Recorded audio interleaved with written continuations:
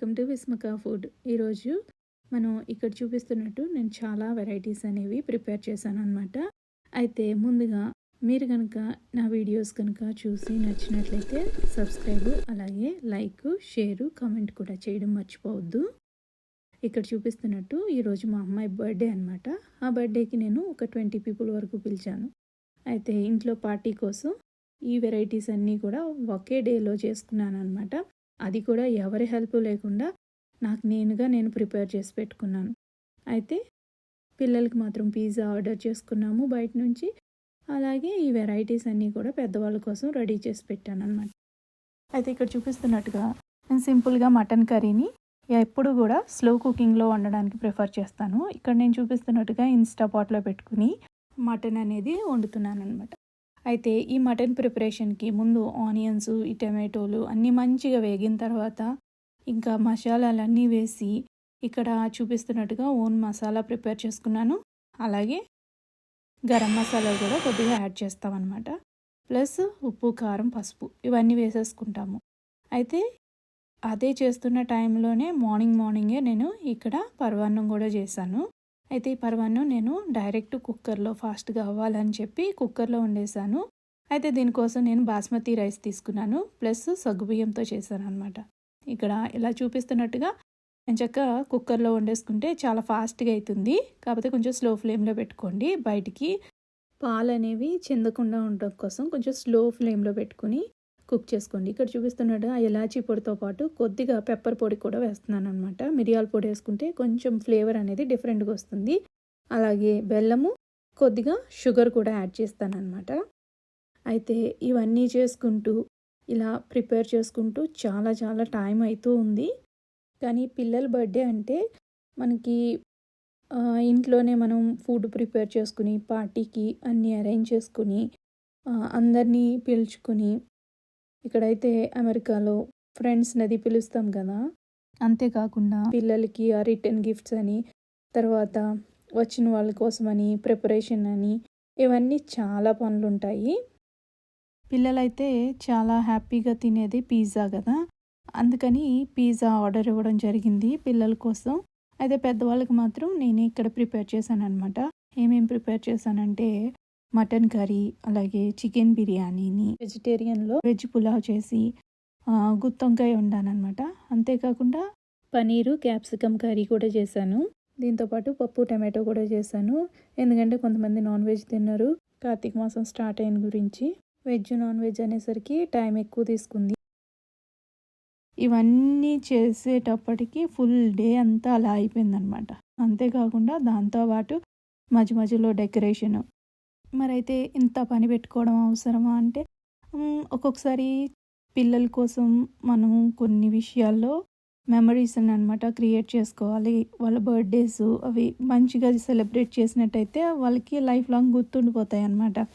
వాళ్ళకి మనం ఇచ్చిన గిఫ్ట్లు, మనం ఎలా అయితే సెలబ్రేట్ చేసామో ఆ డే అంతా వాళ్ళని ఎంత హ్యాపీగా పెట్టామన్నది వాళ్ళ లైఫ్ లాంగ్ గుర్తుపెట్టుకుంటారు. మా చిన్నప్పుడైతే మేము కొత్త బట్టలు వేసుకుని చాక్లెట్లు పంచడమే గుర్తుంది. ఇప్పుడు ఈ జనరేషన్లో ఫుల్ మనం సెలబ్రేషన్ అనేది డిఫరెంట్గా చేసుకుంటున్నాం. ఇంకా ఫుల్ డెకరేషన్ ఐటమ్స్ అని, ఇంకా ఫ్రెండ్స్, పిజ్జా పార్టీలు, అవి ఇవి అనుకుంటూ రకరకాలుగా చేంజ్ అయింది జనరేషన్. ఇంకా దాంతో పాటుగా ఇక్కడ అసలు విషయానికి వస్తే ఇక్కడ నేను చూపిస్తున్నట్టుగా గరం మసాలా వేసేసాను మటన్ కర్రీలో. అలాగే కొంచెం కసూరి మేతి కూడా వేసేసుకున్నాను.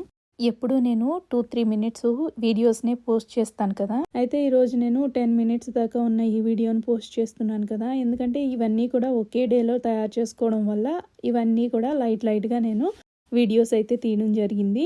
ఆ వీడియోస్ అన్నింటినీ కూడా నేను ఒక ఫుల్ లెంగ్త్ వీడియో లాగా చేసి పెడుతున్నాను. ఈ వీడియో నచ్చితే తప్పకుండా మీరు లైక్ చేయండి. అలాగే ఇక్కడ నేను పరమాన్నం రెడీ అయిపోయింది కదా, కుక్కర్లో వండేసుకున్నాను. చాలా ఫాస్ట్గా అవుతుందని దానికి నేను ఇక్కడ నెయ్యితోని ఇలా తాలింపులాగా మనం కాజు, తర్వాత కిస్మిస్లు వేసుకుని పెట్టుకున్నాను అనమాట. అంతేకాకుండా ఎప్పుడు చూడండి ఇక్కడ మటన్ కర్రీ ఇన్స్టెంట్ పాట్లోని ప్రెషర్ కుక్ ఆప్షన్లో కుక్ అయిపోయింది. మటన్ సాఫ్ట్గా అయిందో లేదో చూస్తున్నాను అనమాట. దీంట్లో అన్ని ఉప్పు కారాలు సరిపోయినాయో లేవో అంతా టేస్ట్ అంతా ఒక్కసారి చెక్ చేసుకుని అడ్జస్ట్ చేసుకుంటున్నాను అనమాట. అలాగే ఈలోపు నేను ఇక్కడ లెగ్ పీస్లు అనేవి వాష్ చేసుకుని దాంట్లోకి ఇక్కడ చూపిస్తున్నటువంటి మసాలాలన్నీ అంటే ఉప్పు, కారం, పసుపు, అలాగే చికెన్ మసాలా, అలాగే అల్లం వెల్లుల్లి పేస్టు, కర్డ్, తర్వాత 2-3 పచ్చిమిర్చి, అలాగే నిమ్మకాయ రసం ఇవన్నీ పిండేసుకుని వీటిని మ్యారినేట్ చేసి పక్కన పెట్టేసుకోవాలి. అలాగే దీంట్లో కొంచెము కాశ్మీరీ చిల్లీ పౌడర్ వేసాను కలర్ కోసం అనమాట. అయితే ఇప్పుడు ఇక్కడ చూపిస్తున్నాను కదా, ఈ మటన్ కర్రీ దగ్గరికి వచ్చేసరికి దీన్ని స్లో కుక్ మోడ్లో పెట్టేస్తే నేను 4 అవర్స్ పెట్టుకున్నాను అనమాట స్లో కుకింగ్ మోడ్లోకి.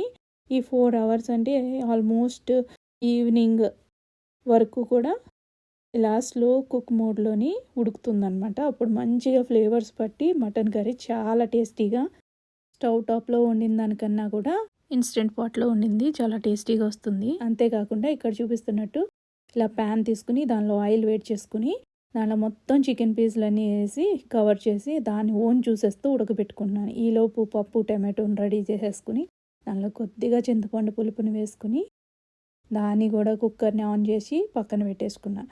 ఇవన్నీ ఒకదాని తర్వాత ఒకటి అలా అవుతూనే ఉన్నాయి అన్నమాట. ఇప్పుడు నేను ఇక్కడ చూపిస్తున్నట్టు ఈ మసాలాలన్నీ కూడా రెడీ చేసుకుని అలాగే గుత్తొంకాయల్ని కట్ చేసుకుని వాటర్లో వేసి పెట్టుకున్నాను పక్కన.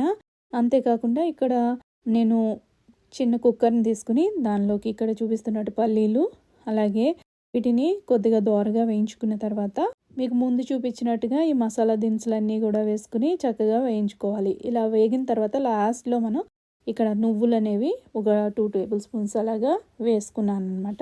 అయితే ఇవన్నిటిని కూడా బాగా వేయించేసుకుని ఫ్లేమ్ ఆఫ్ చేసుకుని ఇలా మిక్సీ జార్లో వేసుకోవాలి.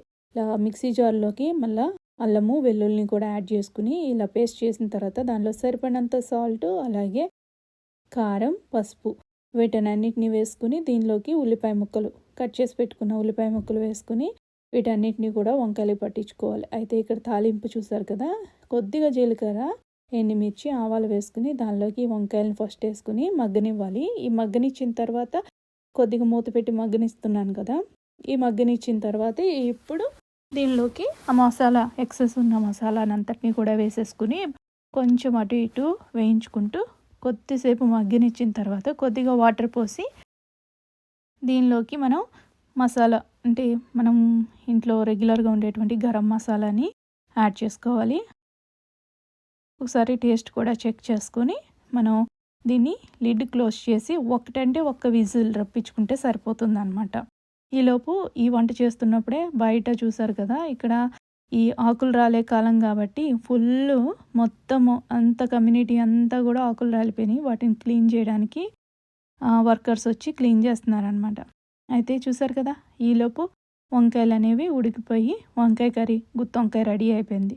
ఇప్పుడు మళ్ళీ ఇంకొక ప్యాన్ పెట్టుకుని దానిలోకి ఇక్కడ చూపిస్తున్నట్టు పనీరు, తర్వాత క్యాష్యూ, తర్వాత క్యాప్సికమ్ ఇవన్నిటిని వేయించుకుని ఇక్కడ ప్రిపరేషన్ అయితే మొదలు పెట్టాను. ఇలా చూపిస్తున్నట్టు మొత్తం పనీర్ క్యాప్సికమ్ కర్రీ అయితే ఇలా రెడీ చేసుకుంటున్నాను అనమాట. ఇప్పుడు దీనిలోకి ఇలా వేయించినటువంటి వీటిల్లోకి కొద్దిగా కర్డ్ని కూడా యాడ్ చేసుకుని అంతే. ఇప్పుడు సరిపడినంత కొంచెం వాటర్ పోసుకుని బాయిల్ అయ్యేంత వరకు మూత పెట్టుకుని ఉడికించుకోవాలి. ఇప్పుడు మూత తీసి దీనిలోకి ఆల్రెడీ మనం ముందుగా వేయించి పెట్టుకున్న ఇవి క్యాష్యూస్, పనీరు, తర్వాత క్యాప్సికమ్ ముక్కల్ని వేసుకుని తర్వాత కొద్దిగా కొత్తిమీరని కూడా జల్లుకుని మూత పెట్టి దగ్గర పడేంత వరకు ఉడికించుకోవడమే అంతే. అలాగే రైతాకు కూడా రెడీ చేసి పెట్టుకున్నాను. చూసారు కదా, ఇవన్నీ వంటలు అవుతున్నా సరే ఇక్కడ అక్కడే ఉన్నాయి అన్నమాట. ఇంకా ప్రిపరేషన్, డెకరేషన్ అయితే పూర్తి అవ్వలేదు. ఈలోపు పప్పుకు తాలింపు కూడా రెడీ చేసేసి దీనిలో కొద్దిగా చిల్లీ పౌడర్ని ఎక్స్ట్రా యాడ్ చేసుకుని తాలింపు అయితే పెట్టేసుకున్నాను. ఇప్పుడు ఇక్కడ చూపిస్తున్నట్టు పులావ్ రెడీ చేస్తున్నాను అనమాట. వెజిటేబుల్ పులావ్ కోసం ఇక్కడ చూపిస్తున్నట్టుగా ఇవన్నిటిని కూడా వేయించుకున్నాను. అలాగే పక్కన ఇంకొక ప్యాన్ పెట్టుకుని దానిలో కూడా నేను చికెన్ బిర్యానీ కోసం ప్రిపరేషన్ మొదలుపెట్టా. ఇక్కడ మొత్తం ప్రిపరేషన్ అయితే రెడీ అయిపోయింది.